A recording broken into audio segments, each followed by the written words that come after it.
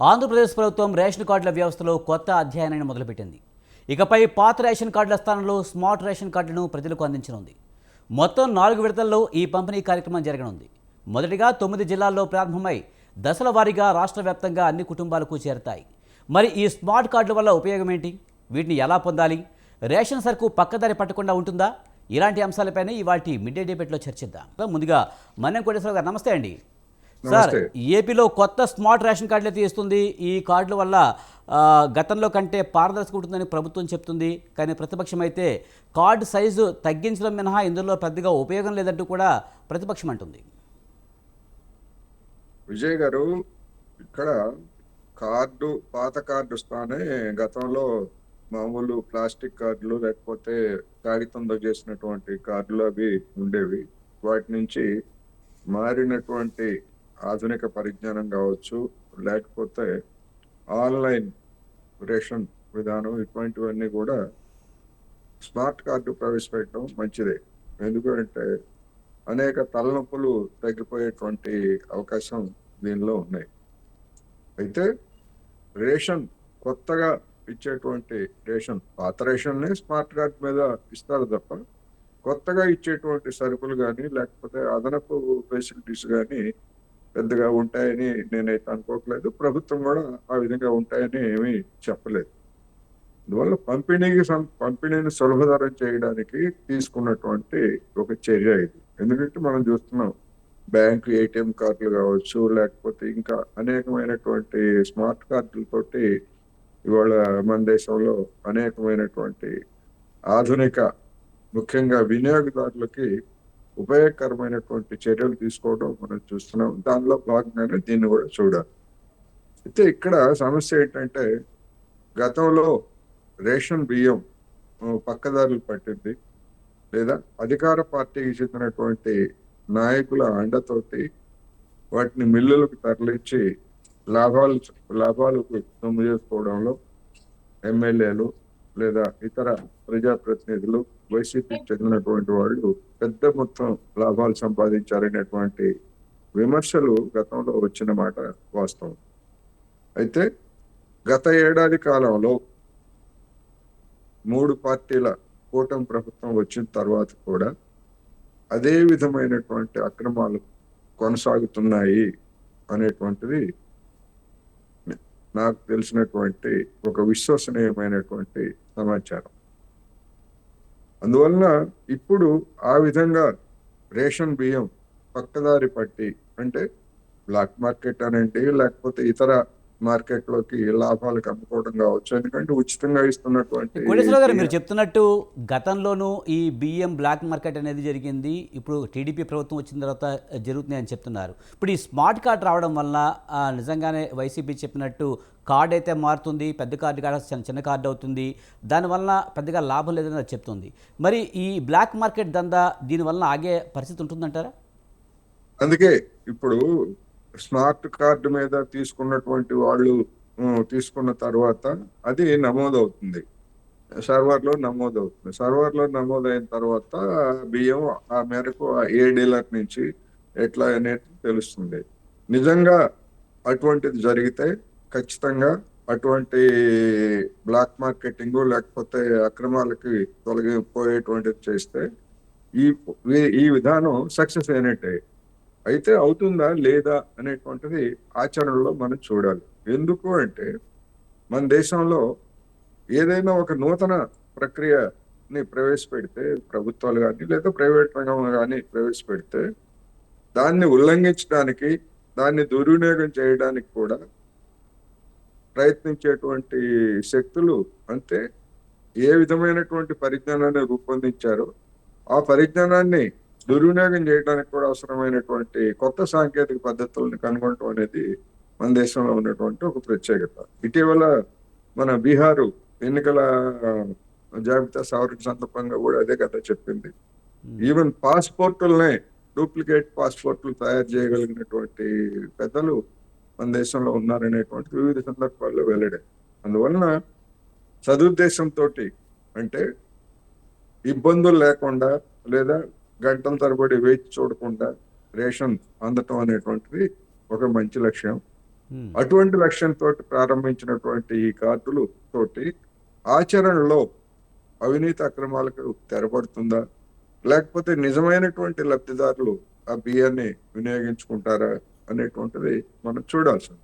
ఒకవేళ ఎవరైనా బియ్యం కొనుగోలు చేసి ఇవి మేము తినలేము అని చెప్పేసి పక్క దుకాణాల వాళ్ళకో లేకపోతే చిన్న చిన్న హోటల్ వాళ్ళకో లేదా ఇతర అంటే బియ్యం రానటువంటి వాళ్ళకో అమ్ముకుంటే అది వేరే అంశం. దాన్ని ఎవరు ఏ ప్రభుత్వం కూడా అరికట్టలేదు. ఉదాహరణకు మన హైదరాబాద్ లో, తెలంగాణలో ఆ విధంగా అనేక మంది రేషన్ బియ్యం తీసుకొని ఇవి దొడ్డుగా ఉన్నాయి, లేకపోతే బాగలేవు, ఇవి మేము తినలేము అని చెప్పేసి వేరే వాళ్ళకి 10 రూపాయలకు తక్కువ రేటుకి విక్రయించినటువంటి అమ్మేస్తున్న పరిస్థితి చూసాం మనం. తక్కువ రేట్ అవును. అమ్ముతున్నటువంటి పరిస్థితి మనం చూస్తున్నాం. ఉమ్.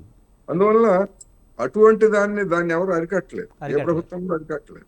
అటువంటిది కాకుండా మామూలుగానే అన్అఫిషియల్ గా డీలర్ల ద్వారా అంటే టన్నులు వెళ్ళిపోవడం. ఇప్పుడు ఎందుకంటే మన మనోహర్ గారు లేదా పవన్ కళ్యాణ్ గారు ఆ, కాకినాడ షిప్ లో పట్టుకున్నటువంటి ఉదంతం మనం చూసాం కదా. అవును. అందువలన ఆ విధమైనటువంటి దానికి తెరపడుతుందా లేదా అనేది ఇప్పుడు చూడాల్సినటువంటి అవసరం ఉన్నది. అందుకని ఇది అమల్లోకి వచ్చిన తర్వాత ఒక 2-3 నెలలు ఆచరణ చూసిన తర్వాత ఇది ఏం జరుగుతుంది ఏమిటనేటువంటిది అప్పుడు చెప్పగలం అనేది నా అభిప్రాయం. ముందుగా అయితే షేక్ బాజీ గారి దగ్గరికి వెళ్దాం. బాజీ గారు నమస్తే అండి. సార్, ఎలా చూస్తారు ఈ రేషన్ స్మార్ట్ కార్డుల వల్ల ఉపయోగాలు ఉన్నాయని అయితే ప్రభుత్వం చెప్తుంది. కార్డ్ సైజ్ తగ్గించడం వలన పెద్దగా ఉపయోగాలు లేదని వీళ్ళు చెప్తున్నారు. ఏదేమైనా గతంలో జరిగిన బ్లాక్ మార్కెట్ దందా లాంటివి ఈ స్మార్ట్ కార్డు వచ్చిన తర్వాత పులిస్టాప్ పడే అవకాశం కనిపిస్తుందంటారా? నా ఉద్దేశ ప్రకారంగా స్మార్ట్ రేషన్ కార్డులు అన్న దాంట్లో మిక్స్డ్ రిజల్ట్స్ ఉన్నాయని అనుకుంటున్నాను. ఇది కొంతవరకు మాత్రమే ఈ బ్లాక్ మార్కెటింగ్ కానివ్వండి, ఈ రేషన్ బియ్యం ఇతర సరుకులు దుర్వినియోగం జరగటం కానివ్వండి అరికట్టగలుగుతుంది తప్ప పూర్తి స్థాయిలో ఏదైతే పేదలకు అందాల్సిన వస్తువులు బయటకి వెళ్లకుండా బ్లాక్ మార్కెటింగ్ జరగకుండా ఆపలేదు ఈ కార్డు. పైపెచ్చు దీని ద్వారా ఒక పెద్ద డిసడ్వాంటేజ్ కూడా ఈ స్మార్ట్ కార్డ్స్ ద్వారా ఉంది అనుకుంటున్నాము. ఎందుకంటే ఇది ఈ స్మార్ట్ కార్డ్స్తోని హ్యాకింగ్ చేస్తే, ఈ డాటా కనుక చోరీ జరిగితే చాలా పెద్ద ఎత్తున ప్రమాదం జరిగే అవకాశం ఉంది. ఈ డాటా దొంగిలించబడడానికి చాలా తేలిగ్గా అవకాశం ఉంది. కాబట్టి ఇది అంత ఈ సెక్టార్కి ఏదైతే రేషన్ కార్డు రేషన్ పంపిణీ సెక్టార్కి అంత ఉపయోగకరంగా ఉండబోదు అనేది నా ఉద్దేశం. ఇంకొక మాట ప్రధానంగా ఏంటంటే, మీరు మాట్లాడుతూ ఉన్నారు ఈ కార్డు ద్వారా లీకేజెస్, అంటే ఏదైతే దొంగ కార్డులు పెట్టి ఈ రేషన్ని కాజేస్తున్నారో వాటిని అరికట్టే అవకాశం అయితే ఉంది ఈ కార్డు ద్వారా. ఏంటంటే డూప్లికేట్, సపోజ్ ఒక రాష్ట్రంలో ఒక మైగ్రేట్ అవుతారు, బీహార్లో ఆల్రెడీ ఉన్న ఫ్యామిలీ, అక్కడ కార్డులు ఉంటాయి, మళ్ళీ ఇక్కడికి వస్తారు, ఇక్కడ కూడా కార్డ్స్ ఉంటాయి. అలాంటివి ఏంటంటే స్మార్ట్ కార్డు ద్వారా ఈజీగా బయోమెట్రిక్ విధానంలో కానివ్వండి లేదా ఐరిస్ విధానంలో కానివ్వండి ఈ డూప్లికేటింగ్ అనేది కార్డుని అరికట్టడం అనేది ప్రధానమైన ఉపయోగం తప్ప ఏదైతే రేషన్ పక్కదారిన వెళ్ళే పరిస్థితులు మాత్రం అరికట్టలేదు. ఎందుకంటే రేషన్ బియ్యం ఏదైతే మన ప్రభుత్వాలు ఇస్తున్నాయో అవి ప్రజలకి తినే యోగ్యత లేకుండా ఉన్నాయి, క్వాలిటీ లేదు. ఏదైతే ముద్దు రకం దొడ్డు రకం బియ్యాలు సప్లై చేస్తున్నారు ప్రజలకి, ఇవాళ పేదలు కూడా రోజు 700-800 రూపాయలు కూలీ తెచ్చుకొని సంపాదించుకునే వాళ్ళు కూడా వాళ్ళు క్వాలిటీ సన్న బియ్యం తింటున్నారు.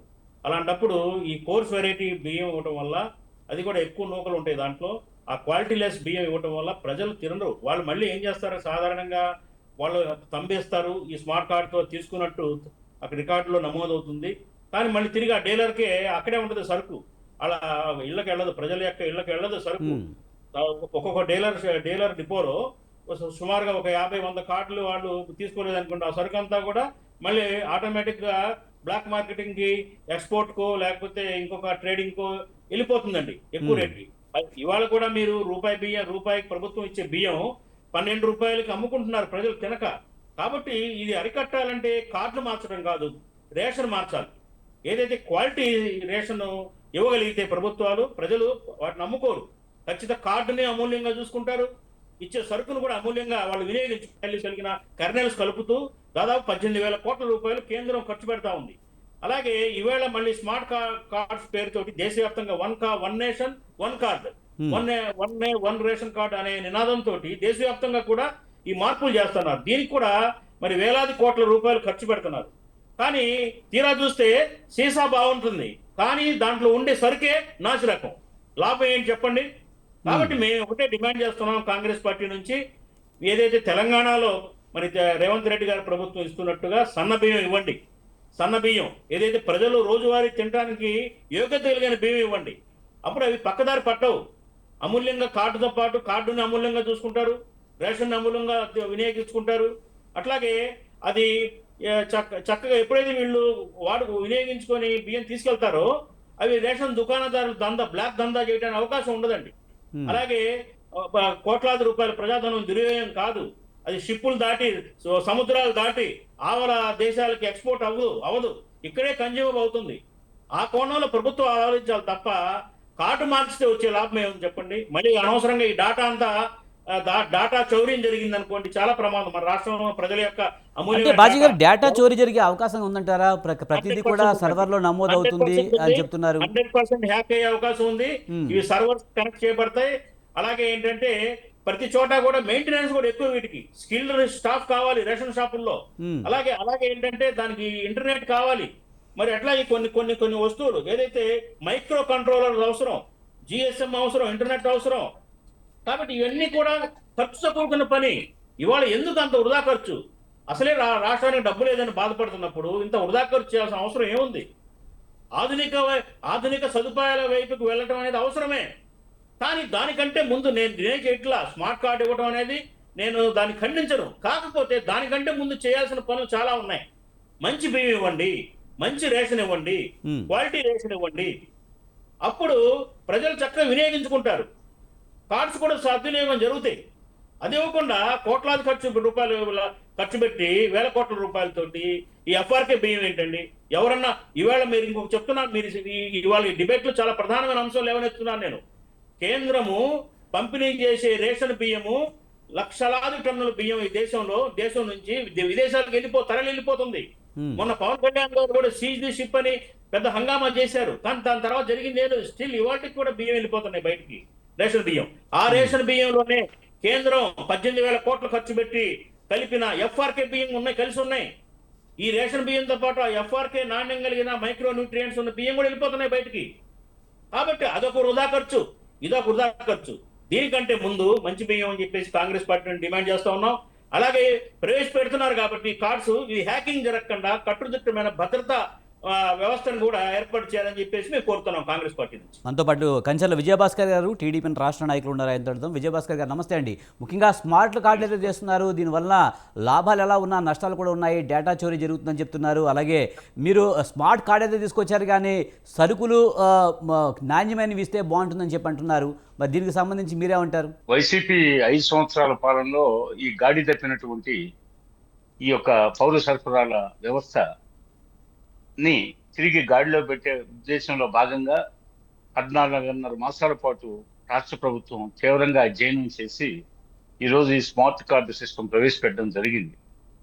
అదేవిధంగా రేషన్ కార్డులు లేని వాళ్ళకు కూడా 6,71,000 మంది కొత్త వాళ్ళకి ఈ స్మార్ట్ రేషన్ కార్డులు ఇవ్వాలనే ప్రతిపాదనలతో ఈరోజు రాష్ట్ర ప్రభుత్వం ముందుకు వచ్చి ఈరోజు శ్రీకారం చుట్టింది ఆ స్మార్ట్ రేషన్ కార్డులు. ఇవి 4 విడతలుగా మనకి పంపిణీ చేయాలని, సెప్టెంబర్ 16, 15 తేదీ కల్లా ఈ కార్యక్రమాన్ని 4 విడతల్లో పూర్తి చేయాలనే ఉద్దేశంలో భాగంగా ఈరోజు నాంది వాచకం పలికింది నూతన ఈ స్మార్ట్ రేషన్ కార్డు వ్యవస్థకి. అంటే మీరు చెప్పినట్లు ఇది పక్కదారి పట్టకుండా, అదేవిధంగా ఈ మాఫియాని అరికట్టాలనే ఉద్దేశంతోనే ప్రధానంగా ఈ స్మార్ట్ రేషన్ కార్డు వ్యవస్థను తీసుకురావడం జరిగింది. అప్పుడు హ్యాకింగ్ అనేది చెప్పారు పెద్దలు బాజీ గారు, మంచి సూచనే. వీటన్నిటిని కట్టడి చేయాలనే ఉద్దేశంతోనే ఇప్పుడు మనకి వేలిముద్రల వ్యవస్థ అవుతుంది. వేలిముద్రలు సరిగా పడకపోతే మళ్ళీ ఐరిస్ వ్యవస్థ అవుతుంది. ఈ ఐరిస్ వ్యవస్థ కూడా విఫలమైతే మనకి స్మార్ట్ ఈ ఫోర్స్ మిషన్ అని పెట్టారు, స్మార్ట్ ఈ ఫోర్స్ మిషన్. అది చివరికి అది అంతిమంగా అన్నమాట. అంటే ఇన్ని విధానాలని దాటుకొని హ్యాకింగ్ జరగాలంటే ఇది ఒక నూతన ప్రయోగం.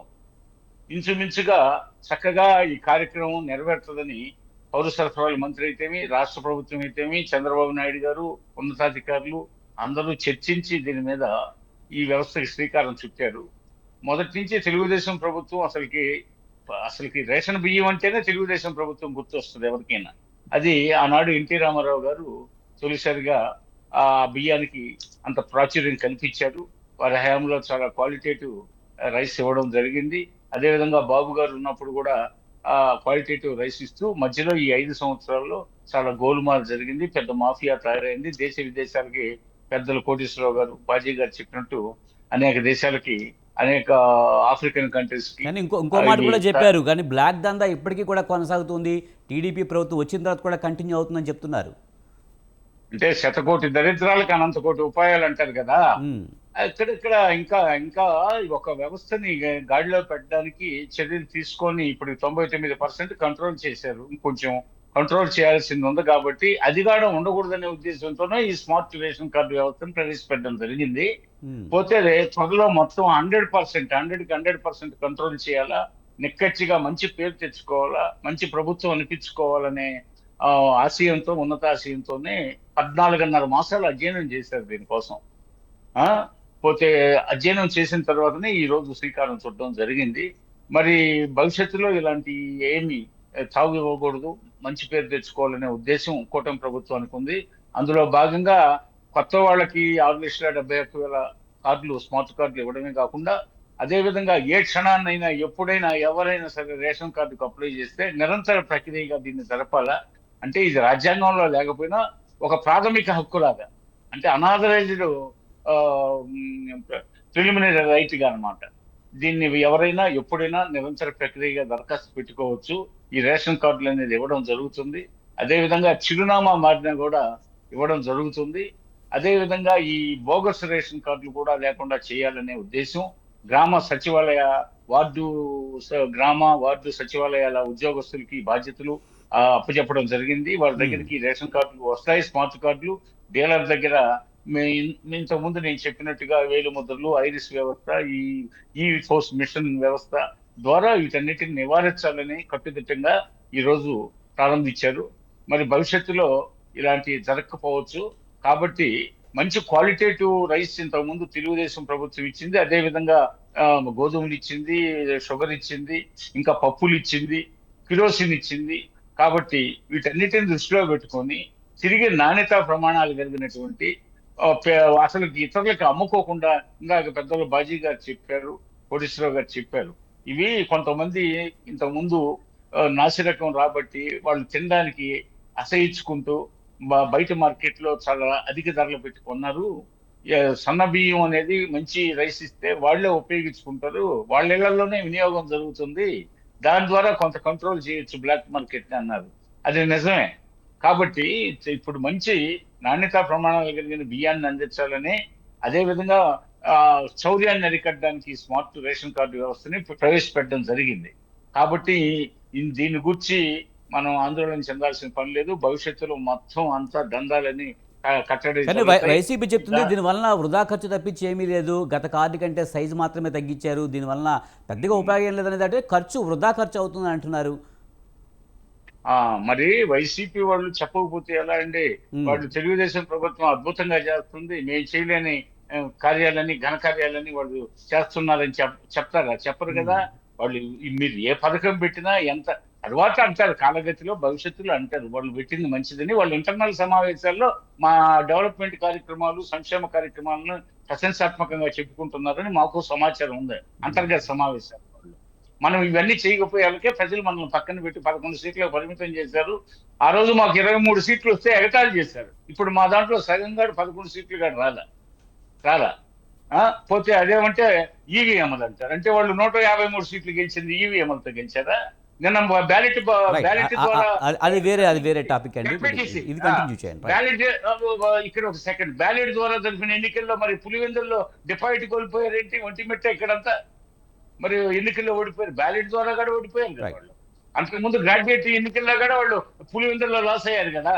రాయలసీమ పట్టభద్రుల కానీ ఏదేమైనా నియోజకవర్గంలో విజయభాస్కర్ గారు ఎన్ని పథకాలు ఎంత స్మార్ట్గా ఆలోచించినా ఎంత స్మార్ట్ కార్డులు తెచ్చినా ఫైనల్గా అయితే జరిగే అవినీతి ఎలాగా జరుగుతుంది. ఇంతకుముందు కోటేశ్వరరావు గారు చెప్పినట్టు అనంతకోటి దరిద్రాలకి అనంతకోటి ఆలోచనలు ఏమని చెప్పారు ఆయన.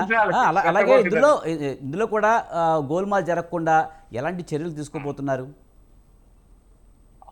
అదే అందులో భాగంగానే ఈ స్మార్ట్ రేషన్ కార్డు వ్యవస్థ ప్రవేశపెట్టడం జరిగింది. అదేవిధంగా స్మార్ట్ ఈ ఫోర్స్ మిషన్స్ పెట్టడం జరిగింది. ఇప్పుడు ఈ రోజు మొత్తం అవన్నీ పంపించారు, ఏది సచివాలయాలకు పంపించారు. వారి ద్వారా డిస్ట్రిబ్యూషన్ జరుగుతుంది. ఇది ఆల్రెడీ రేషన్ షాప్ డీలర్లకి అందించారు. వాళ్ళ దగ్గర ఉంటుంది. వేలుముద్రల ద్వారా కానీ లేకపోతే ఐరిస్ ద్వారా కానీ విఫలమైనప్పుడు ఈ స్మార్ట్ ఈ4 మిషన్స్ ని వినియోగిస్తారు. తద్వారా ఇవన్నీ అంటే బోగస్ జరగకుండా ఉండేదానికి అవకాశం ఉండాలనే ఉద్దేశంతోనే ఆ స్మార్ట్ ఈ4 మిషన్స్ ని ప్రవేశపెట్టడం జరిగింది. అదే విధంగా ఈ దందాలను అరికట్టాలనే ఉద్దేశంతోనే, అదే విధంగా మంచి ప్రమాణాలు కలిగినటువంటి పప్పు ధాన్యాల్ని, పోతే ఈ భవిష్యత్తులో గోధుమల్ని, పోతే బియ్యాన్ని ఇప్పుడు మంచి నాణ్యత ప్రమాణాలతోనే ప్రజలకు పంపిణీ చేసి చక్కగా వాళ్ళు 3 పూట్ల హాయిగా తినడానికి వీలుగా చక్కగా మంచి క్వాలిటీ. లేకపోతే మా ప్రభుత్వానికి చెడ్డ పేరు వస్తుంది కదండి. వాళ్ళ ప్రభుత్వానికి మా ప్రభుత్వానికి తేడా చూపించాలి కదా. అసలు తెలుగుదేశం ప్రభుత్వం ఎన్టీ రామారావు వచ్చినప్పటి నుంచి ఈ పౌర పంపిణీ వ్యవస్థలో అగ్రగామిగా పేరుగాంచినటువంటి తెలుగుదేశం మరి ఇలా వాళ్ళు వైసీపీ వాళ్ళు చేసినట్టు మేము ఎందుకు చేస్తాం? అలా చేయం కదా. పోతే మేము మంచి పేరు తెచ్చుకోవడానికి వాళ్ళకి మాకున్న డిఫరెన్స్ చూపించాలి కదా. ఇప్పుడు మా బ్రాండెడ్ ఇది చూపించాలి కదా. చూద్దాం మెల్లమెల్లగా ఇందులో లోపాలు కూడా బయటపడే అవకాశాలు ఉంటాయేమో చూడాలి. మరి మనతో పాటు పోలిశెట్టి మధుబాబు గారు వైసీపీ రాష్ట్ర నాయకులు ఉన్నారు, ఆయనతో మాట్లాడదాం. మధుబాబు గారు నమస్తే అండి. మొత్తానికైతే ఏపీ కొత్త స్మార్ట్ రేషన్ కార్డులు తీస్తుంది. దీనివల్ల మరింత పారదర్శకంగా రేషన్ అందేవచ్చని చెప్తున్నారు. మంచి సాంకేతికత, క్యూఆర్ కోడ్ ఉపయోగిస్తున్నారు. ఎక్కడి నుంచైనా సరే రేషన్ పంపిణీ చేసుకోవచ్చు అని చెప్తున్నారు. గతంలో కంటే ఇప్పుడు ఈ స్మార్ట్ రేషన్ కార్డుల ద్వారా అవినీతి జరిగే అవకాశాలు లేకుండా చర్యలు తీసుకుంటున్నామని చెప్తున్నారు. ప్యానెల్లో ఉన్న అందరికీ కూడా నమస్కారం అండి. వినిపిస్తుందా సార్? వినిపిస్తుంది సార్, చెప్పండి. అయితే ఎప్పుడు కూడా మన అంతకుముందు జగన్మోహన్ రెడ్డి పరిపాలనలో వైఎస్ఆర్ కాంగ్రెస్ పార్టీ చేసిన సంక్షేమ కార్యక్రమాలన్నిటిలో కూడా రేషన్ వ్యవస్థ మార్చడం కూడా అప్పుడు ఒక సంచలనంగా వచ్చింది. ఎందుకు అంటే ఇంతకుముందు ఎప్పుడు కూడా డీలర్స్ దగ్గరికి ప్రతి ఒక్కరు వెళ్ళేవారు. కానీ ఆయన వ్యాన్స్ పెట్టి ప్రతి ఒక్క ఇంటింటికి రేషన్ పంపిణీ విధానాన్ని ప్రవేశపెట్టడంలో వైఎస్ఆర్ ప్రభుత్వం ముందుంది. ఏ సంక్షేమ కార్యక్రమం అయినా అవనియండి, వైఎస్ఆర్ పార్టీ తర్వాతే ఏ పార్టీ అయినా సంక్షేమ కార్యక్రమానికి మనం చెప్పుకోవాల్సిన అవసరం ఉంది. అదేవిధంగా ఇప్పుడు స్మార్ట్ కార్డు అన్నారు. ఈ స్మార్ట్ కార్డు వలన పెద్దలందరూ కొంచెం చెప్పినట్టు చాలా వరకు డిసడ్వాంటేజెస్ ఉన్నాయి. ఇంతకు ముందు రేషన్ కార్డ్స్ మీద పంపిణీ చేసి ఇంటింటికి వెళ్ళి పంపిణీ చేసేవారు. కానీ ఇప్పుడు ఓన్లీ ఆ వ్యాన్స్ వెళ్ళి ప్రతి ఒక్కరికి ఇవ్వడం జరుగుతుంది. అప్పుడు ఏం జరిగిందంటే ప్రతి ఒక్కరికి క్వాలిటీ రైస్ వెళ్ళేవి. ఒకవేళ ఎక్కడైనా ఎవరైనా డీలర్ కానీ ఎవరైనా కక్కుర్తిపడి ఒకవేళ రైస్లో ఏదైనా కలిపినా కూడా డైరెక్ట్గా ప్రజలు దగ్గరికి వెళ్ళేది కాబట్టి వాళ్ళు వెంటనే తిరస్కరిస్తే ఆ డీలర్ మీద చర్యలు తీసుకోవడం జరిగేది. ఇప్పుడు స్మార్ట్ కార్డు వలన ప్రయోజనాలు అయితే ఏవి లేవు. అంతకుముందు వాలంటీర్స్ని పెట్టి వాలంటీర్స్ ద్వారా డేటా మొత్తం తీసుకొని ఒక 50 కుటుంబాలకి వాళ్ళు డేటా తీసుకుంటే పవన్ కళ్యాణ్ గారు, చంద్రబాబు నాయుడు గారు గతంలో ఒక్కసారి గుర్తు తెచ్చుకుంటే వాళ్ళు ఏమన్నారు? డేటా చోరీ జరిగిపోతుంది, ప్రతి ఒక్క పంచాయతీలో ప్రతి ఒక్క గ్రామంలో ప్రతి ఒక్కరి డేటా చోరీ జరిగిపోతుంది అని వాళ్ళే చెప్పారు. అలాంటిది ఇప్పుడు వాళ్ళు చేస్తే తప్పు కాదు, అప్పుడు జగన్మోహన్ రెడ్డి గారు చేస్తే తప్పు. ఈరోజు ఏదైతే ఈ స్మార్ట్ కార్డు వలన అంటే మొత్తం మధుబాబు గారు అప్పుడు వర్గాలు డేటా చోరీ అంటే వాలంటీర్ల దగ్గర సమాచారం ఉంటుంది కనుక డేటా చోరీ జరిగే అవకాశం ఉందంటున్నారు. ఇప్పుడు స్మార్ట్ కార్డులు వచ్చిన తర్వాత డేటా అంతా ప్రభుత్వం దగ్గర ఉంటుంది, వేరే ప్రైవేట్ వ్యక్తుల దగ్గరికి వెళ్ళే అవకాశం లేదు కదా. అప్పుడు డేటా చోరీ జరిగే అవకాశాలు తక్కువగా ఉండే అవకాశం లేదంటారా? ఇప్పుడు స్మార్ట్ కార్డు ఒక ప్రభుత్వమే చేయడం లేదండి, ప్రైవేట్ ఏజెన్సీస్ కూడా అప్పజెప్పి చేసుకుంటుంది. ప్రైవేట్ ఏజెన్సీస్ కి అప్పజెప్పడం వల్ల ఆటోమేటిక్ గా వాళ్ళు అన్న డౌటే వాళ్ళకి క్రియేట్ అయినట్టు కదా. ఇప్పుడు వాళ్ళు ఎలా సమర్థించుకుంటారని నా ప్రశ్న. వాళ్ళు ఏ విధంగా సమర్థించుకుంటారు ఈ డేటా చోరీని? చాలా మంది ఆ డేటా చోరీ జరిగింది అని ప్రతిపక్షంలో ఉన్నప్పుడు చెప్పిన వ్యక్తులు ఈ రోజు ప్రభుత్వంకి వస్తే స్మార్ట్ రేషన్ కోడ్ ప్రవేశపెట్టినప్పుడు తద్వారా మంచి జరుగుతుందా చెడు జరుగుతుందా ఇంకా ప్రవేశపెట్టిన తర్వాత తెలుస్తుంది, ఓకే. కానీ వాళ్ళు ఒక క్వశ్చన్ వేసుకోవాలి కదా. అప్పుడు డేటా చోరీ జరిగిందన్నాము, ఈ రోజు స్మార్ట్ రేషన్ కార్డు ఎలా ప్రవేశపెడతామన్న క్వశ్చన్ చేసుకోవాలని నా ఆలోచన, నా తాలూకా క్వశ్చన్. అదే విధంగా అంతకు ముందు ఏదైతే పంపిణీ చేసే విధానం ఉందో ఆ పంపిణీ చేసే విధానాన్ని మొత్తం వీళ్ళు మార్చేశారు. పంపిణీ చేసే విధానాన్ని మార్చి ఈరోజు లబ్ధిదారులకి డైరెక్ట్ గా అందకుండా రెవెన్యూ నుంచి వచ్చినప్పుడు డీలర్కే తగ్గించి ఇస్తున్నారు. ఇప్పుడు అవన్నీ కూడా ఆ నష్టాలన్నీ కూడా ఇప్పుడు డీలర్ దగ్గరికి వెళ్ళినప్పుడు వాళ్ళు తగ్గించి ఇచ్చినప్పుడు ఆ డీలర్ కూడా వాళ్ళకి అందించినప్పుడు తగ్గించే ఇవ్వడం జరుగుతుంది. కాబట్టి దీని వలన అంతా కూడా ఆ విధంగా క్వాలిటీ రైస్ కూడా ఈ రోజు అందడం లేదు. ఈ స్మార్ట్ రేషన్ కార్డు వలన కూడా అది కూడా ఇబ్బందులు జరిగే అవకాశం ఉంది. అలా కాకుండా ప్రభుత్వం చేయగలిస్తే ఏం చేయాలంటే ప్యాకెట్ ఏదైతే క్వాలిటీ రైస్ ఉందో ప్యాకెట్ల ద్వారా చేసి ఇస్తే ప్రతి లబ్ధిదారుడికి కూడా కేజీ అయినా 2 కేజీలైనా 5 కేజీలైనా 10 కేజీలైనా ఒక్క 100 గ్రామ్స్ కూడా తగ్గకుండా ఇవ్వడానికి ఛాన్స్ ఉంటది. అది పరిపాలన స్మార్ట్ రేషన్ లేకపోతే డిజిటల్ యుగం అంటే ఆ విధంగా చేయాలి తప్ప దీని వలన పెద్దగా స్మార్ట్ రేషన్ కార్డు వలన ఉపయోగం అయ్యేది ఏమీ లేదు. కానీ మధుబాబు గారు మీరు చెప్పినట్టు ఇంతకుముందు రేషన్ వ్యాన్ల ద్వారా లబ్ధిదారులకి ఇంటి వద్దకే తెచ్చేవారని చెప్పారు. కానీ చాలామంది లబ్ధిదారులు తాము సకాలంలో ఆ వ్యాన్ వచ్చినప్పుడు మేము లేకపోవడం వల్ల మేము ఆ రేషన్ తీసుకోలేకపోయే వాళ్ళమని చెప్పి చాలా కంప్లైంట్స్ ఉన్నాయి. దానివల్ల కొత్త బ్లాక్ మార్కెట్కి వెళ్ళిపోయేది రైస్ అంతా, దానివల్ల చాలా బ్లాక్ దందా జరిగింది అన్న వాదన కూడా ఉంది. మనం చూసాం పవన్ కళ్యాణ్ గారు సీజ్ ద షిప్ అనేది ఎంత హైలైట్ అయిందో మీకు కూడా తెలుసు. మరి గతంలో జరిగిన ఈ బ్లాక్ దందా అనేది ఈ స్మార్ట్ కార్డు వచ్చిన తర్వాత ఉండదు అని చెప్తున్నారు వాళ్ళు.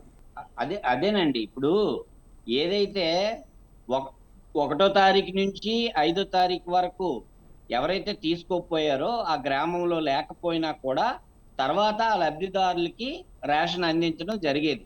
ఆ డీలరు అక్కడే ఉండి స్పష్టమైన ఆర్డర్స్ ఇచ్చి ఆ డీలరు ఒక రోజు ఫస్ట్ రోజు రాకపోయినా 5వ రోజు వరకు 4-5 డేస్ వరకు ఆ రేషన్ అందించాల్సిన బాధ్యత డీలర్కు ఉందని స్పెసిఫిక్ గా ఆర్డర్స్ ఇవ్వడం జరిగింది.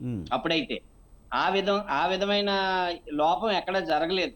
ఇప్పుడు కొన్ని స్పెసిఫిక్ గవర్నమెంట్ ఇచ్చిన తర్వాత ఆ రూల్స్ ని వైలేట్ చేసి 5 రోజులు టైం ఇస్తే 6వ రోజు వస్తామంటే మనం ఏం చేయలేం కదా. ఇప్పుడు దూరంగా ఉన్నోళ్ళు కానీ ఆ టైంకి ఎక్కడైనా వెళ్ళిన వాళ్ళకి మనం ఏం చేయలేం. అది మనం తీసుకోవాల్సిన బాధ్యత కూడా వాళ్ళ ప్రజల మీద ఉంటది కదా. రైట్. గతంలో మనం చూసాం చాలా సందర్భాల్లో అదే ముఖ్యంగా రేషన్ కార్డు విషయంలోనే చాలామంది అసంతృప్తి వ్యక్తం చేశారు. ముఖ్యంగా జగన్ మోహన్ రెడ్డి బొమ్మ ఉండడం అనేది చాలామంది ఆక్షేపించారు. ఇప్పుడు అలాంటి ఇబ్బందులు లేకుండా డైరెక్ట్గా లబ్ధిదారుడి ఫోటో మాత్రమే ఆ స్మార్ట్ కార్డు మీద వచ్చేలాగా కొన్ని చర్యలు తీసుకున్నారు.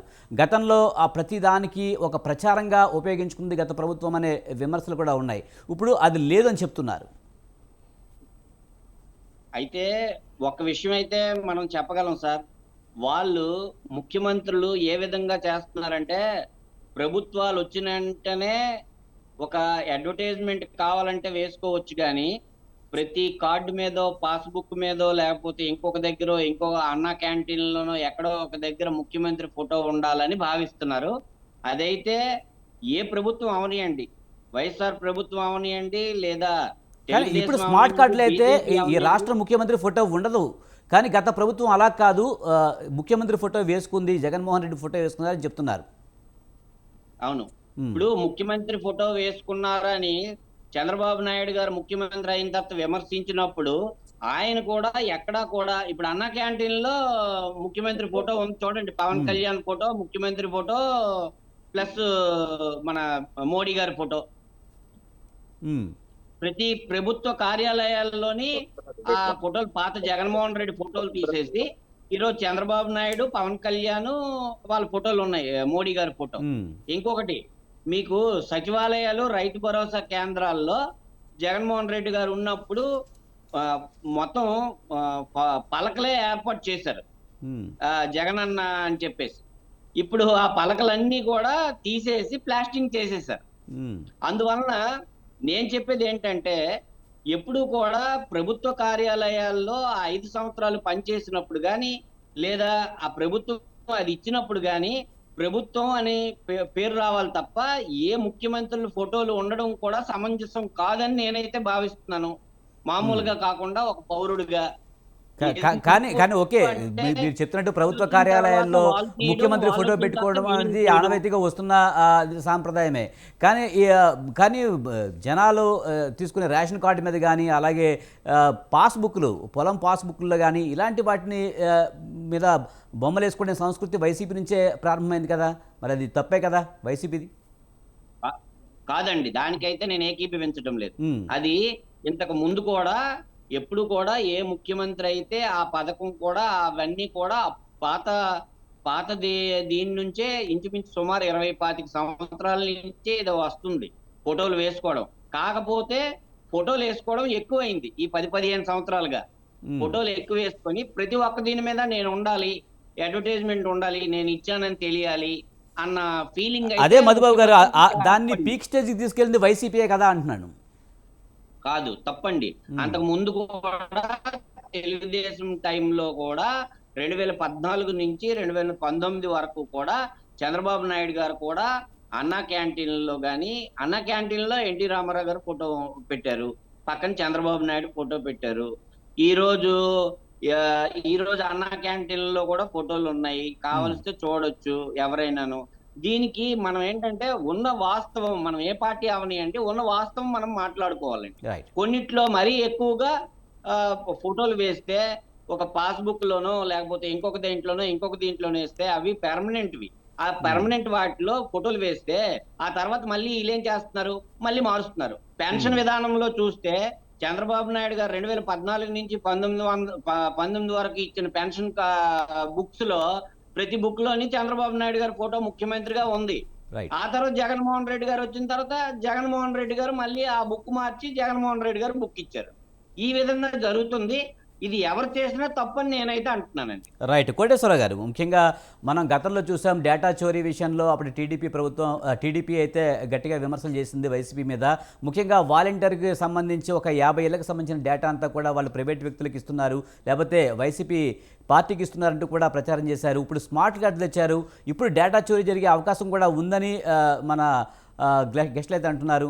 డేటా చోరీ జరిగే అవకాశం ఉందంటారు ఇందులో? ఇప్పుడు డేటా చోరీ అనేటువంటిది ఇవాళ ప్రపంచవ్యాప్తంగా ఉన్నటువంటి ఒక ప్రధానమైనటువంటి సమస్య. దాన్ని ఎవరు మేము అరికడతాము అని కనుక చెప్పినట్లయితే అది మభ్యపెట్టేటువంటి అంశమే. ఎందుకంటే మన ఆధార్ కార్డుల డేటా మొత్తం కూడా విదేశాలకి ఎప్పుడో వెళ్ళిపోయింది అనేటువంటిది గతంలోనే అనేకమైనటువంటి విమర్శలు వచ్చినటువంటి సంగతి తెలిసింది. అందువలన వివిధ సంస్థలు, బ్యాంకులు కావచ్చు లేదా వివిధ సంస్థలు కావచ్చు, వాటన్నింటికి అనుసంధానించడం అనేటువంటి మనం చూస్తున్నాం కదా. బ్యాంకు ఖాతాలకి ఆధార్ కార్డులు, లేకపోతే ఇంకా రకరకాల ఆధార్ కార్డులు, ఫోన్లకి ఆధార్ కార్డులు, ఇవన్నీ కూడా చూసినప్పుడు దీనిలో ప్రభుత్వ సంస్థలు ఉన్నాయి, ప్రైవేట్ సంస్థలు ఉన్నాయి. ఇవన్నీ కూడా ఉన్నప్పుడు వెళ్ళదు అని ఎవరు ఖచ్చితంగా గుండె మీద చేసుకొని ఎవ్వరు చెప్పలేరు. ఎందుకంటే ఇప్పుడు డేటా అనేటువంటిది ఇవాళ మన కొన్ని సందర్భాల్లో బంగారం కంటే విలువైనటువంటి వ్యవహారంగా ఉంది. డేటా మైనింగ్ అంటున్నారు. డేటా మైనింగ్ చేసేటువంటి వాళ్ళు ప్రపంచంలో అది మల్టీనేషనల్ ఏజెన్సీస్ కావచ్చు, లేదా విదేశాల ప్రభుత్వాలు కావచ్చు, రకరకాల ప్రయోజనాల కోసం వాటిని వినియోగించుకునేటువంటి పరిస్థితులు ఉన్నప్పుడు ఖచ్చితంగా ఇది అవ్వదు అని ఎవరు చెప్పలేరు. ఎవరైనా చెప్తే మాత్రం దాన్ని నమ్మాల్సినటువంటి అవసరం లేదు. అందుకని సాధ్యమైన మేరకు అటువంటి రక్షణ గోడ కానీ కోటేశ్వర గారు ఈ డేటా చోరీ అనేది ఒక్క చోట కాదు, చాలా ప్లేస్లో జరుగుతుంది అనుకోవచ్చు కదా. జిరాక్స్ మిషన్ దగ్గర నుంచి మనం ఎక్కడికి వెళ్ళినా సరే మన ఆధార్ కార్డు ఏదో ఒకటి ఇస్తూ ఉంటాము, దానికి ఇంకో కాపీ తీసుకున్నట్టు పక్కన పెట్టుకుని దాన్ని అమ్ముకోనే ఛాన్స్ లేదంటారా? అవి అవి దానివల్ల అది కాదు డేటా చోరీ. అంటే ఇప్పుడు మనం జిరాక్స్ తీసుకున్నప్పుడు పెట్టుకొని ఒకడు అమ్ముకోవడానికి లేకపోతే ఇద్దరు అమ్ముకోవడానికి కాదు, మొత్తం మ్యాసివ్గా అంటే సర్వర్ లో ఉన్నటువంటి సమాచారం మొత్తాన్ని కూడా కాపీ చేసుకోవడానికి, అమ్ముకోవడం అంటే కాపీ చేసుకోవడానికి ఒకసారి అవకాశం ఇచ్చారనుకోండి, అది కాపీ అయిపోతుంది. అందువల్ల అటువంటిది ఒక ఇండివిజువల్ గా ఒక జిరాక్స్ సెంటర్ వాడో లేకపోతే ఒక నెట్ సెంటర్ వాళ్ళు కాదు చేసేది, చోరీ చేసేది లేకపోతే దుర్వినియోగం చేసేది వాళ్ళు కాదు. అసలైనటువంటి దుర్వినియోగం చేసేటువంటి వాళ్ళు పెద్ద పెద్ద ఏజెన్సీస్ లేకపోతే ఇవన్నీ. అందుకని దాన్ని భిన్నమైనటువంటి ప్రయోజనాలకు ఉపయోగించేటువంటి శక్తులు ఆ విధంగా చేస్తున్నాయి. ఇప్పుడు మనం ఎందుకు మన అమెరికాలో ఎంత పటిష్టంగా సమాచారాన్ని ఉంచుతారో తెలిసిందే కదా.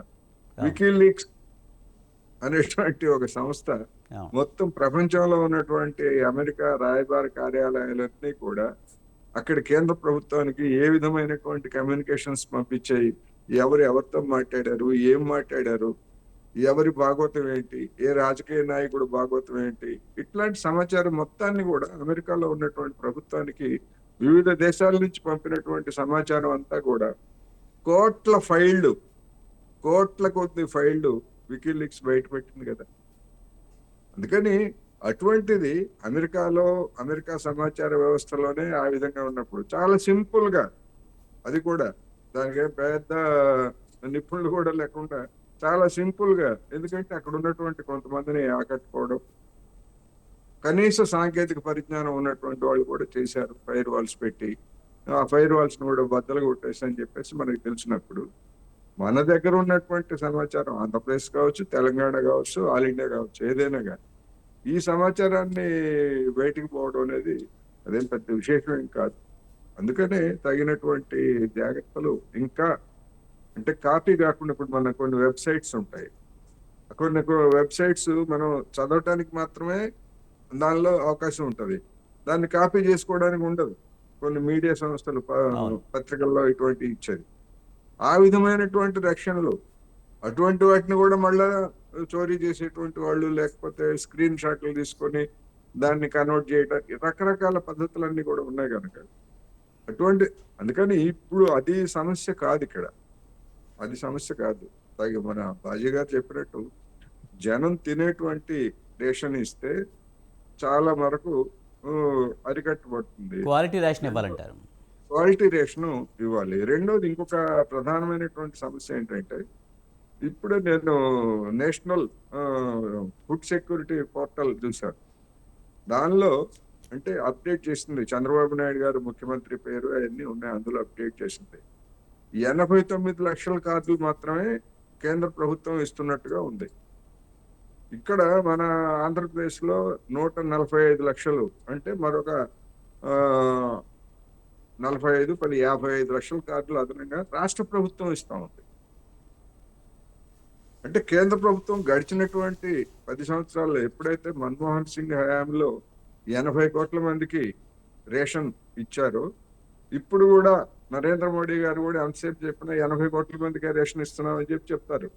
ఆ తర్వాత పెరిగినటువంటి పేదరికం గురించి కానీ, లేకపోతే కార్డులు అదనంగా కార్డులు ఇవ్వటం గురించి కానీ, లేదా వాళ్ళు చెప్పినట్టుగానే మొత్తం అంతా ఈ గడిచినటువంటి 10 ఏళ్లలో పేదరికం నుంచి చాలా మందిని బయటపడేసాం, ఇప్పుడు అంతా నామమాత్రంగానే ఉన్నారు అని చెప్తున్నప్పుడు, మరి అటువంటి అనర్హుల్ని ఏరివేయటం కానీ అటువంటిది మరి అన్ని కూడా చూసినప్పుడు ఇప్పుడు 89 లక్షలు మాత్రమే కేంద్ర ప్రభుత్వం ఇస్తా ఉంది. అంత్యోదయ అన్న యోజన కింద 9 లక్షలు, ప్రయారిటీ అంటే ప్రాధాన్యత ఉన్నటువంటి కార్డుల కింద 80 లక్షలు, మొత్తం 89 లక్షలు. మరి ఇప్పుడు 55 లక్షల మందికి రాష్ట్ర ప్రభుత్వమే రేషన్ ఇస్తున్నప్పుడు ఆ రేషన్ పక్కదారి పట్టకుండా ప్రజల సొమ్ము వృధా కాకుండా చూడాల్సినటువంటి బాధ్యత కూడా ఉందనేది ఈ సందర్భంగా చెప్పదలుచుకున్నా. At the same time data చోరీ జరగకుండా కూడా ప్రభుత్వ రంగ సంస్థలే నిర్వహిస్తే జవాబుదారీతనం ఉంటుంది. ప్రైవేట్ వాడికి ఏముంది, వాడు అమ్మేసుకుంటాడు, వెళ్ళిపోతాడు, కావాలంటే నాకేం సంబంధం లేదు, ఎట్లా జరిగిందో తెలియదు అని చెప్తారు. కానీ ప్రభుత్వ సంస్థలు అయితే జవాబుదారీతనం ఉంటుంది.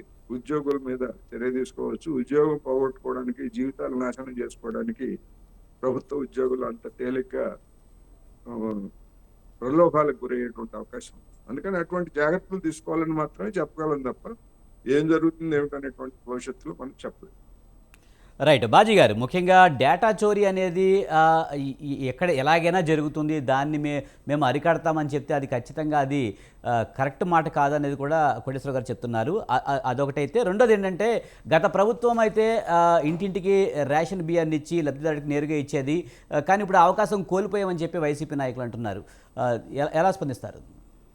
ఇప్పుడు డేటా చోరీ అన్నది చాలా ప్రమాదకరమైన చర్య అండి అది. ఎందుకంటే డేటా ఇప్పుడు దాదాపు 1,45,00,000 మంది కుటుంబాల యొక్క సమాచారాన్ని గంపగుత్తుగా ఒకే చోట సర్వర్లో తీసుకెళ్లి పెడుతున్నారు ఇప్పుడు రేషన్ కార్డు ద్వారా. ఈ 1,40,000 దాదాపు 1,45,00,000 అంటే దాదాపు ఒక కుటుంబంలో 2-3 సభ్యులున్నా కానీ దాదాపు ఎంత అంటే దాదాపు 4-5 కోట్ల మంది యొక్క డేటా చౌర్యం జరుగుతుంది ఆటోమేటిక్ గా. ఇప్పుడు దీంట్లో గవర్నమెంట్ అధికారులు మాత్రమే చూడరండి. ఈ డేటాని మేనేజ్మెంట్ అంతా కూడా ప్రైవేట్ కన్సల్టెన్సీ ఇస్తారు. వాళ్ళు మెయింటెనెన్స్ కోసం కానివ్వండి, అట్లాగే ఈ పోస్ట్ మిషన్స్ మెయింటెనెన్స్ కోసం కానివ్వండి, అవన్నీ కూడా వాళ్ళ ప్రైవేట్ వాళ్ళ చేతుల్లోనే వెళ్తాయి. ఖచ్చితంగా చోరీ జరుగుతుంది. దాన్ని ఏ రకంగా అరికట్టబోతుంది గవర్నమెంట్ అనేది గవర్నమెంట్ చెప్పాలా.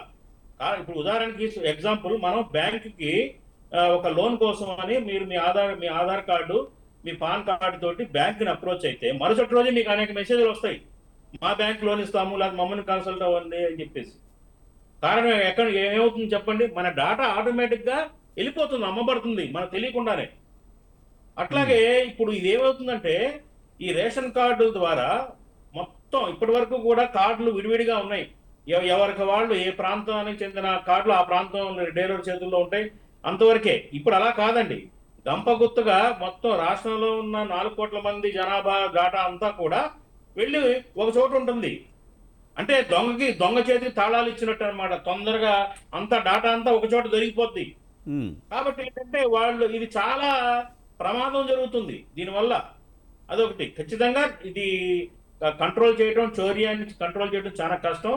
కాబట్టి ప్రభుత్వం ముందుగానే దీన్ని ఏ రకంగా కంట్రోల్ చేయొచ్చు, ఏ రకంగా మనం దాన్ని కరప్స్ పెట్టొచ్చు అనేది ప్రభుత్వం ఆలోచించాలి, ప్రభుత్వం సమాధానం చెప్పాలి దానికి. రెండో మాట, ఇందాక వైసీపీ మిత్రుడు చెప్తున్నారు, గత హయాంలో బళ్ళు ఇళ్ల దగ్గరికి వెళ్ళి వెహికల్స్ తో రేషన్ సప్లై చేశాము, అప్పుడేం అవినీతి జరగలేదు, ఇవాళ చాలా సౌకర్యంగా ఉండింది, ఇవాళ ప్రజలు రేషన్ షాపులు ఫెయిర్ ట్రేడ్ షాపులకు వెళ్తున్నారు అని చెప్తున్నారు. ఇప్పుడు నా అబ్జర్వేషన్ ఏంటంటే గత విధానంలో కూడా చాలా అసౌకర్యం గురయ్యారు ప్రజలు. ఎలా అంటే ఇప్పుడు ఆ బండి వీధి చివరికి వెళ్ళి ఆగుతుంది, అనేక మంది, కొంతమంది ఉండరు, వేరే ఊళ్ళకి వెళ్తారు, వేరే పనుల మీద బయటకు వెళ్తారు, ఆ బండి మధ్యాహ్నం దాకా ఉండి వెళ్ళిపోతుంది, వాళ్ళు రేషన్ మిస్ అయిపోతారు తీసుకోవడానికి. ఆ రకంగా అసౌకర్యం జరిగింది. అట్ ది సేమ్ టైం ఏదైతే రేషన్ పక్కదారి వెళ్ళడానికి బళ్ళు కూడా రీజనే. ఇప్పుడు కార్డుతో హోల్డర్ ఎవరైతే ఉన్నారో, నా బియ్యం వద్దయా నాకు డబ్బులు ఇచ్చేయమంటే కిలోకి 12 రూపాయలు చొప్పున వాళ్ళు డబ్బులు ఇచ్చేసి వెళ్ళిపోతారు. ఆ రకంగా ఆ రేషన్ మళ్ళీ ఎక్కడి నుంచి వచ్చిందో అక్కడికి ఎమ్మెల్సీ పాయింట్స్కి వెళ్ళిపోయి అనేక్రాంతంగా పక్కదారిని వెళ్ళింది. అలాగే ఈవేళ రేషన్ ఫెయిర్ షాప్స్ ఉన్నాయి, రేషన్ షాప్స్ ఉన్నాయి. 29,000 షాప్స్ ఓపెన్ చేసింది ప్రభుత్వం. ఇవాళ ఏం జరుగుతుందంటే రేషన్ కోసం అని సర్టెన్ నెలలో కొన్ని రోజులు మాత్రమే ఆ షాపులు ఓపెన్ అయి ఉంటాయి, కంటిన్యూగా ఉండవండి నెలంతా కూడా. ఆ టైంలో వీళ్ళు రేషన్ తీసుకోవడానికి కూలి పని చేసే వాళ్ళు కానివ్వండి, ఉద్యోగాలు చేసుకునే వాళ్ళు కానివ్వండి, చిన్న చితక పనులు చేసుకునే వాళ్ళు కూడా పనులు వదిలేసి ఆ షాప్ దగ్గరికి వెళ్ళి రేషన్ కోసం క్యూలో నడపాల్సిన పరిస్థితి ఉంది ఇవాళ. అది కూడా ఒక అసౌకర్యానికి గురవుతున్నారు. అట్లాగే ఏదైతే బియ్యం వద్దని మాకు డబ్బులు ఇవ్వమని తీసుకునే వాళ్ళు బ్యాచ్ కూడా ఉన్నారు, ఆ బ్యాచ్ వదిలేస్తున్న బియ్యాన్ని ఆ షాప్ ద్వారా ఎమ్మెల్సీ పాయింట్ దగ్గర నుంచే ఎన్ని టన్నులు వెళ్తుంది, ఎన్ని టన్నులు ప్రజలు తీసుకోలేదు, తిరస్కరించారనే లెక్క ప్రకారంగా బయటకు వెళ్ళిపోతుంది. కాబట్టి ఏంటంటే నేనేం చెప్తున్నానంటే ఆ పద్ధతుల్లో గత ప్రభుత్వం అనుసరించిన బళ్ళ విధానంలో కానివ్వండి, ఈ ప్రభుత్వం ఇప్పుడు రేషన్ షాపులు పెట్టి పంపిణీ చేస్తున్న విధానం రెండిట్లో కూడా మిస్యూజ్ అవుతుంది. మిస్యూజ్ అవడానికి అది ఈ కారణాలు కార్డులు కానీ ఏం ఆపలేవు, బళ్ళు ఆపలేవు. మిస్యూజ్ అవ్వకుండా ఉండాలంటే ఒకటే మార్గం, మంచి క్వాలిటీ బియ్యం అని ముందే చెప్పాను నేను. కాబట్టి ఆ విధంగా ఆలోచించాలి ప్రభుత్వం. అలాగే ఏంటంటే ఏదైతే ఈ స్మార్ట్ కార్డ్స్ ద్వారా జరుగుతుంది చౌర్యం అనుకున్న దాన్ని కూడా ప్రభుత్వం అరికట్టాల్సిన అవసరం ఎంతైనా ఉందండి.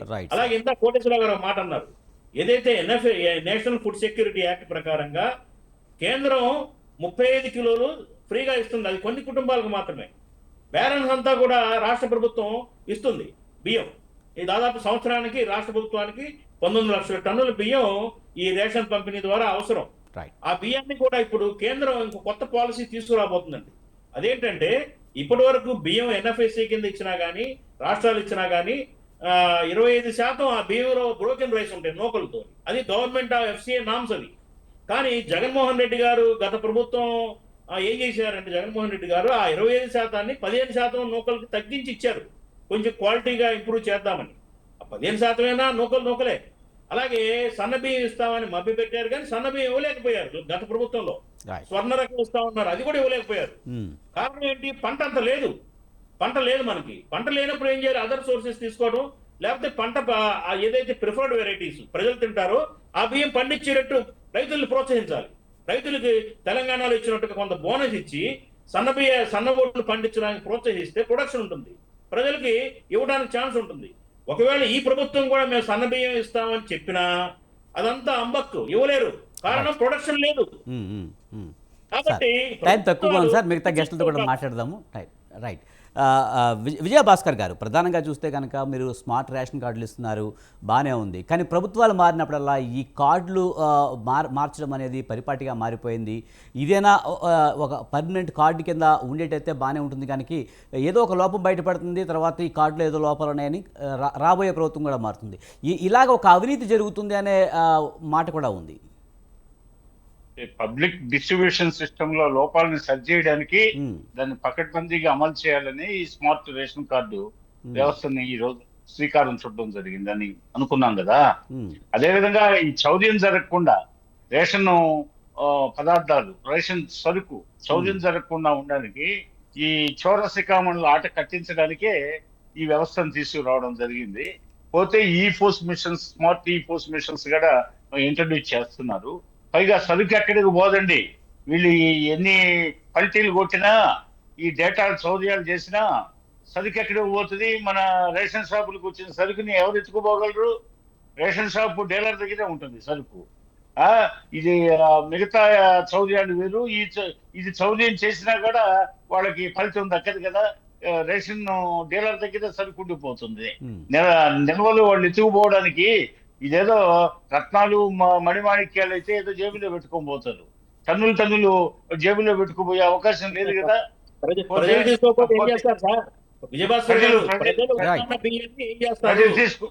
ప్రజలు తీసుకోకుండా ఎక్కడికి పోతారు? ప్రజలు తీసుకుంటారండి. చెత్త బియ్యం ఇస్తుంటే ఎవరు తింటారండి? ఎవరు ఇస్తున్నారు చెత్త బియ్యం? ఎవరు ఇస్తున్నారు? పొట్టని పెట్టకి మీరు పేరు పెట్టినట్టుగా ఉంది. పొట్టని పెట్టకి మీరు పేరు పెట్టినట్టు ఉంది. వ్యక్తిని నాకు తెలుసు, దాని లోటుపాట్లు ఏంటో నేను చెప్తాను. అంటే కాంగ్రెస్ ప్రభుత్వంలో గతంలో బ్రహ్మాండంగా పురుగులు బట్టిని ఇచ్చారని మేము విన్నాము చిన్నప్పటి నుంచి. మరి తెలుగుదేశం ప్రభుత్వంలో మీరు ఆధునిక విధానాల్లో ఇస్తున్నారు. మీరు మీ గురించి క్వాలిటేటివ్ ఫుడ్ గ్రైన్స్ చెప్పండి. బాజీ గారు ఆయన వెర్షన్ చెప్పనివ్వండి, మన టైం తక్కువగా ఉంది. ఏంటి, ఏ క్వాంటిటీ ఇస్తున్నారు, ఏ వెరైటీ ఇస్తున్నారు చెప్పండి. అది కాదండి, మీరు ముందుగానే పేరు పెట్టి పుట్టని పెట్టకి పేరు పెట్టినట్టుంది. పుట్టని పెట్టకి పేరు పెట్టినట్టుగా ఉంది. అన్ని అనుమానాలు, సందేహాలు అన్ని మనం అనుకుంటే చూడండి భవిష్యత్తులో చూడండి మీ స్టేట్మెంట్ మీరు సార్. ఒక్క నిమిషం విజయభాస్కర్ గారు, నా ప్రశ్న ఏంటంటే, మీరు భవిష్యత్తులో ప్రజలు తినే యోగ్యత కలిగిన ప్రిఫర్డ్ వెరైటీ సన్న బియ్యం ఇవ్వబోతున్నారా? చెప్పండి. తప్పకుండా అవునండి. అవును, మంచి బియ్యమే ఇచ్చేది, తినదగిందే, యోగ్యమైన సన్న ఇత్తనం. బియ్యం, సన్న బియ్యం, సోనా మసూరి, సాంబా మసూరి, సన్నాలు అవి ఇవ్వబోతున్నారా? తినే మంచి బియ్యం బియ్యం, రైట్. అద్భుతమైన బాజీ గారు అడిగే బియ్యం. మాట మీరు ఇంతకు ముందు కూడా మనం అద్భుతమైన మాట్లాడుకున్నాము. ఏదైనా సరే క్వాలిటీ సరుకులు, క్వాలిటీ రేషన్ ఇస్తే కనుక ప్రజలకు ఉపయోగకరంగా ఉంటుంది. అది ఆ బియ్యం బయటకు అమ్ముకోవడానికి అయితే అవకాశం ఉండదు, అది వాళ్ళే వినియోగించుకునే అవకాశం ఉంటుందని ఇంతకు ముందు కూడా మాట్లాడారు. ఇదేనా దీని మీద ఏమైనా చర్యలు తీసుకునే అవకాశం ఉందా? క్వాలిటీ బియ్యం ఇచ్చే అవకాశం ఉందా? దాని గురించి ప్రజలు లక్షణంగా భోజనం చేయడానికి అవకాశం ఉండే బియ్యమే కూటమి ప్రభుత్వం సరఫరా చేస్తుంది, అందులో సందేహం లేదు. ఉమ్. అన్ని విషయాలు మనం అన్ని సందేహాలు, అనుమానాలు ఈ మన 50 నిమిషాల డిబేట్ లోను వ్యక్తం చేస్తే ఎలా చూడాలి భవిష్యత్తులో. అప్పుడు ఏదన్నా లోపాలు ఉంటే చెప్పాలి, కానీ అన్ని ఇప్పుడు బ్రహ్మాండంగా ఎలాంటి కంప్లైంట్లు లేవు ఈ కూటమి ప్రభుత్వం వచ్చిన తర్వాత పీడిఎస్ మీద. కాబట్టి మీరు wait and see for some time, అది నేను చెప్పేది. రైట్ పోతే రైట్ రైట్ విజయభాస్కర్ గారు, టైం తక్కువ ఉందండి. మధుబాబు గారి దగ్గరికి వెళ్దాం. మధుబాబు గారు, ముఖ్యంగా ఏ ప్రభుత్వం అధికారంలో ఉన్నా ఏదైనా మంచి పని చేస్తే దాన్ని స్వాగతించాల్సింది పోయి ఖచ్చితంగా రంధ్రాన్వేషణ చేస్తూ ఉంటారు. అదేవిధంగా దాని మీద విమర్శలు చేయడానికి ఎక్కువ టైం కేటాయిస్తారు, కానీ దాన్ని ఆహ్వానించరు. ఎందుకంటారు? ఏ ప్రభుత్వం అన్నా అలాగే జరుగుతుంది. అంటే ప్రభుత్వాలకి ఏంటంటే వాళ్ళే ఒక 5 సంవత్సరాల తర్వాత మళ్ళీ 5 సంవత్సరాలు మనమే పరిపాలించాలి, ప్రజలను ఆకట్టుకోవాలి, ఆకర్షణీయమైన పథకాలు ఇవ్వాలి, ఆ పథకాలన్నీ కూడా జనాలకి వెళ్ళాలి, ముఖ్యమంత్రి ఫోటో, మంత్రుల ఫోటో ఇవన్నీ ఉండాలి, ఇవన్నీ ఉంటేనే రేపు పొద్దున్న వాళ్ళు మర్చిపోకుండా ఉంటారు అనే విధానం బాగా అలవాటు పడిపోయారండి. దానివలన ప్రతి ఒక్కరూ అదే ఆలోచనలో, అంటే దాన్ని ఏమంటారంటే ఓటు బ్యాంక్ రాజకీయాలు అంటారు. పార్టీలు ఏమిటంటే మనం చెప్పకూడదు, కానీ మామూలుగా విశ్లేషకులు చెప్పాలి, కానీ ఓటు మనమే రెగ్యులర్ గా కనిపించాలి, మనం కనిపిస్తే మనకే ఓట్లు వేస్తారు అని ఆలోచనతో విధానం ఉన్నారు. కానీ ఆ విధానం నుంచి ఎప్పుడైతే స్పష్టమైన పరిపాలన, ఈ ప్రభుత్వం మేము 5 సంవత్సరాలు ఉంటాం, ఈ 5 సంవత్సరాలు మేము పరిపాలన చేస్తాం, ఈ 5 సంవత్సరాలు ప్రజలకు అవసరమైనవి చేస్తాము అని అనుకున్నప్పుడు ప్రతిపక్షంలో ఎవరున్నా కూడా స్పష్టంగా వాళ్ళని పొగిడే అవకాశం ఉంటుంది. కానీ ఎక్కడా కూడా ఇంతవరకు అలాగ జరగలేదు. ఎప్పుడైతే కొన్ని మన ఎమ్మెల్యేలు అందరూ అయ్యారు కదా, అయిన వెంటనే పార్టీ ఎమ్మెల్యేలు అయిన వెంటనే వాళ్ళని రద్దు చేసి వాళ్ళు ఆ నియోజకవర్గం గురించే సమస్యలు లేవనెత్తాలి, అందులోని కలిపి మంత్రులు ఉంటే అప్పుడు ఆ మంత్రులేమో పరిపాలనా విధానం మీద వాళ్ళు దృష్టి పెడతారు. అంతవరకు ఏ మంత్రి చేసినా ప్రతిపక్షం ఎమ్మెల్యే విమర్శిస్తూ ఉంటాడు, ఈ విధంగా చేస్తుంటారు. తర్వాత రైట్ మధుబాబు గారు, మనకు టైం అయిందండి. Thank you very much. ఒక్కటే పాయింట్, ఈ రోజు డబ్బులు లేవన్న ప్రభుత్వం ఈ డిజిటల్ కార్డు వలన పడే అదనపు భారం కూడా జనాల మీద పడుతుంది, దీనికి ఎంత ఖర్చు అవుతుందో కూడా తెలియజేయాలని నేనైతే భావిస్తున్నానండి. Right, thank you very much Madhubabu garu, అలాగే షేక్ బాజీ గారు, విజయభాస్కర్ గారు, కోటేశ్వరరావు గారు, థ్యాంక్ యూ వెరీ మచ్ అండి డిబేట్లో పాల్గొన్నందుకు. ఇది ఇవాల్టి మిడ్ డే డిబేట్. చూస్తూనే ఉండండి స్వతంత్ర.